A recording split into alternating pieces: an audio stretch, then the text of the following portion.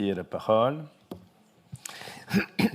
Oui, Monsieur le Président, mes chers collègues, une fois encore, le rapport d'orientation ne comporte pas de trajectoire budgétaire pour la fin de mandature et il nous a été répondu qu'il y avait trop d'incertitudes pour l'établir, ce qui est inquiétant, car je ne vois pas bien comment il est possible de piloter si le cap n'est pas tracé.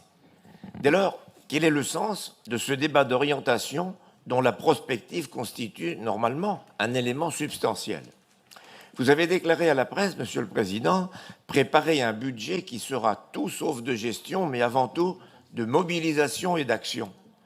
Mais vous devez admettre en même temps, et je vous cite, que nos recettes augmentent moins vite que nos coûts, pendant que le Césaire pointe les dépenses incontournables. C'est un point que j'avais déjà souligné. Et il nous a bien été précisé en commission, finalement, que c'est le niveau de l'épargne brute, principal déterminant de la capacité de désendettement, qui pilotera le volume de l'investissement, ce qui fait de ce dernier la variable d'ajustement face à des dépenses de fonctionnement contraintes et dont la croissance est difficilement maîtrisée, sans compter les dépenses nouvelles. Quelques remarques sur les investissements à venir.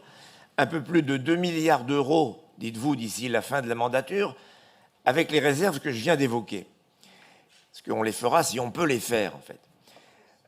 Le montant le plus élevé, c'est toujours pour les transports. Il pourrait atteindre 833 millions d'euros, je note le conditionnel, hors TET, et avec une concentration en fin de période qui ne manque pas d'interroger sur sa faisabilité. Encore, ce montant n'intègre-t-il pas les projets de RER métropolitains pour lesquels nous sommes dans l'attente d'une décision gouvernementale, mais dont nous voyons assez mal comment ils pourraient être pris en compte dans le cadre du CPER 2023-2027. Nous appelons à la vigilance sur ce point. Il ne faudrait pas par ce biais que la région favorise une fois encore la métropolisation, et je crois que le vice-président au transport partage en partie ces réserves. Nous avons déjà formulé un avis défavorable, j'ai cru le lire, nous avions déjà formulé un avis défavorable à la première version du projet de réouverture au trafic voyageurs de la ligne Orléans-Châteauneuf-sur-Loire, préconisant plutôt une solution légère, type tram-train, avec un financement conséquent de la métropole. Il existe aussi des solutions nouvelles, comme les Michelines légères, développées par une société française, qui seraient également une réponse adaptée, y compris pour des trajets comme Tourloche, avec une division par deux des coûts de maintenance et d'infrastructure, donc des coûts de fonctionnement. C'est une question qui mériterait un large débat. Sur le patrimoine des lycées, nous sommes étonnés de voir que les investissements pour la performance énergétique, autre priorité affichée, sont eux aussi repoussés pour l'essentiel en 2026 et 2027 pour 70% du montant. Globalement, vous recensez un certain nombre d'APAE dans la mise en œuvre du cadre budgétaire de mandat. La liste n'est pas exhaustive puisqu'elle ne porte que sur 3 politiques et un peu moins de 1 milliard d'euros, donc la moitié de la prospective.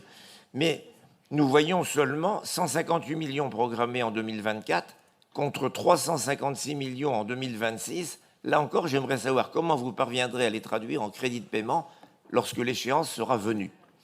En ce qui concerne les CRST, vous dites vouloir mieux répondre encore aux besoins de proximité, mais en ajoutant de nouvelles conditionnalités, avec 40% des crédits affectés à la transition écologique et à l'adaptation au dérèglement climatique. Et le Césaire pose à juste titre la question de leur déclinaison dans les bassins de vie, et j'avoue que nous partageons cette inquiétude en raison de la vision très idéologique de l'écologie que partagent certains membres de votre majorité. Cette nouvelle conditionnalité ne doit pas être un frein au développement des territoires, d'autant plus qu'elle vient s'ajouter à la contrainte du zéro artificialisation nette qui pénalise les territoires ruraux alors que les agglomérations, les métropoles, disposent bien souvent de surfaces disponibles, je pense aux nombreuses friches industrielles. Il y aurait beaucoup d'autres remarques à faire sur les orientations, mais je dois conclure en reprenant peut-être l'avis du Césaire qui redit, comme lors de l'examen du compte administratif, que l'exécutif régional va nécessairement être amené à faire des choix, ils ne sont pas faits, en réinterrogeant l'ensemble des dispositifs, et ce serait l'occasion de revoir les interventions régionales dans un objectif de simplification. Tout est dit, mais je doute que votre majorité parvienne à se remettre en cause et encore moins à se mettre d'accord pour modifier le cap avant qu'il ne soit trop tard. Je n'ai pratiquement plus le temps d'évoquer la DM2 qui comporte une bonne nouvelle du côté de la convention TER avec des recettes améliorées et un devis SNCF sur l'énergie revu à la baisse, mais qui alerte aussi sur le maintien du niveau de la participation de l'État en matière de formation professionnelle. Voilà, je suis contraint par le temps, et voilà l'essentiel de ce que je voulais dire sur les orientations.